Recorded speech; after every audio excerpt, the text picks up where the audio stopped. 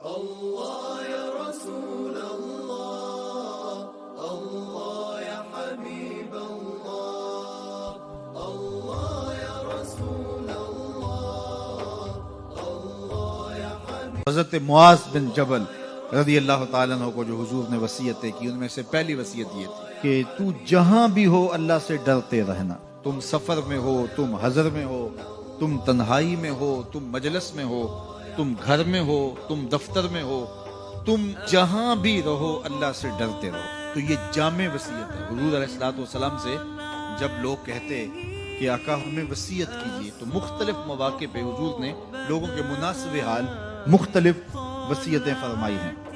چونکہ جب مریض آتا ہے معالج کے پاس تو پھر معالج کو پتہ ہوتا ہے اس کو پڑیا کون سی دینی ہے، اس کا علاج کس سے، اس کو بیماری کیا ہے۔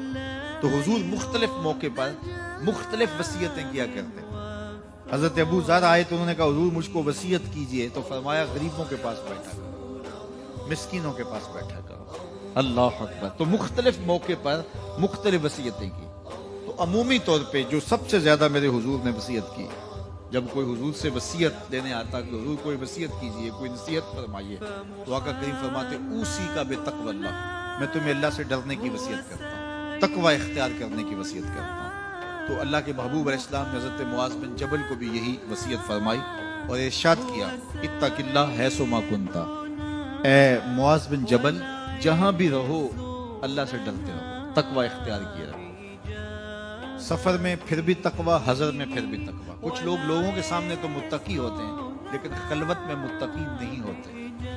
کچھ لوگ حضر میں اپنے دیس میں تو متقی ہوتے ہیں لیکن ایسے علاقے میں پہنچتے ہیں جہاں انہیں لوگ جانتے نہیں ہوتے، تو پھر تقوی کی چادر اتار پھینکتے ہیں کہ اب ہمیں کون دیکھ رہا ہے۔ تو وہ متقی نہیں ہوتے، وہ یہاں بھی مکر کر رہے ہوتے ہیں۔ تو تقوی جو ہوتا ہے وہ ہمیشہ ساتھ جڑا ہوتا ہے۔ آپ خلوت میں ہیں پھر بھی تقوی، اللہ سے ڈرتے ہیں، جلوت میں ہیں پھر بھی اللہ سے ڈرنے والے، تنگی میں خوشحالی میں اللہ سے ڈرنے والے۔ جب غربت آ گئی تو اس وقت تو سجدے بھی کیے، اس وقت تو رو رو کے دعائیں بھی مانگی، اس وقت تو طبیعت میجز بھی پیدا ہو گیا، لیکن جب دولت آئی، چار پیسے آئے تو دماغ آسمان پہ چلا گیا اور تکبر، رعونت، سرکشی، تمرد، یہ سب کچھ پیدا ہو گیا۔ نہیں، اگر آپ کے پاس جو ہے وہ غربت ہے تو پھر بھی اللہ سے ڈرتے رہو، اور دولت کے انبار آگے پھر بھی اللہ سے ڈرتے رہو۔ اللہ اکبر۔ اسی طرح جب آپ کسی منصب پہ فائز نہیں ہیں تو پھر بھی تقوی اختیار کرو، اور جب منصب پر فائز المرام ہو جاؤ تو پھر بھی تم متقی ہو۔ جب تمہیں امین بنایا جائے، جب تمہیں منصب سونپا جائے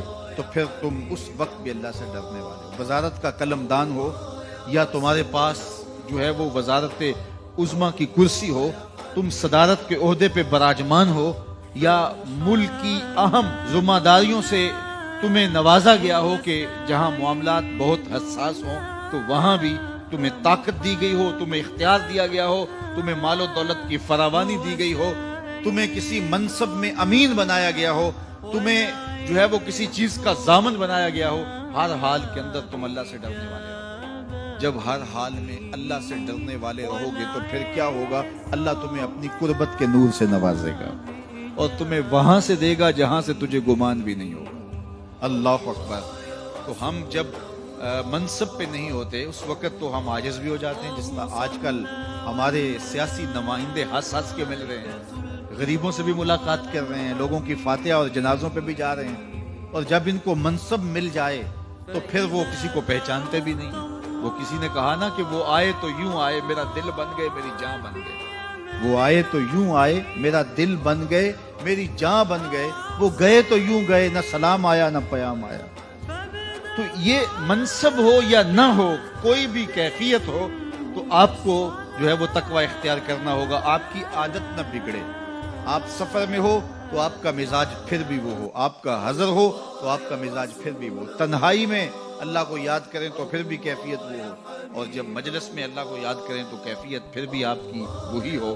لوگوں کے ساتھ رویے رخاء میں اور شدت میں، غربت میں اور امارت میں، منصب حاصل ہونے کے بعد اور منصب حاصل ہونے سے پہلے اور منصب ختم ہونے کے بعد تمہاری کیفیتیں برابر ہوں۔ جب تمہیں عدل کی کرسی پہ بٹھایا جائے، جب تمہیں انصاف کی کرسی پہ بٹھایا جائے، جب تم تخت و تاج اوپر بٹھائے جائیں، جب تم منبر کے وارث ہو، جب تم واعظ و تلقین کرتے ہو، لوگ تمہاری باتیں سننے کو آتے ہو، تو پھر تمہاری ذمہ داریاں فضول تر ہو جاتی ہیں.